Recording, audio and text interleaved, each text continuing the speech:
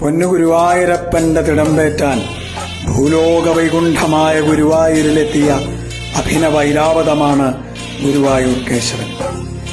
നിലമ്പൂർ വലിയ തമ്പുരാൻ കണ്ണന്റെ തൃക്കാക്കൽ ഇവനെ കാഴ്ചവെക്കുമ്പോ ഭ്രാന്തൻ കേശവൻ എന്ന പേര് മാത്രമാണ് ഇവന് സ്വന്തമായിരുന്നത്.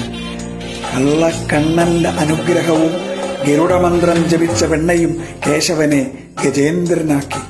ഗുരുവായൂരപ്പന്റെ തിടമ്പേറ്റാനല്ലാതെ മറ്റാർക്കും മുൻകാൽ നീട്ടാത്ത ഈ ഗജരാജൻ തിടമ്പേറ്റി തല ഉയർത്തിയാൽ മറ്റൊരു കൊമ്പനും അവകാശപ്പെടാനാവാത്ത തലപ്പൊക്കം, ഇടഞ്ഞാലും ആരെയും ദ്രോഹിക്കാത്ത അനുസരണം, ഇതാണ് കേശവൻ.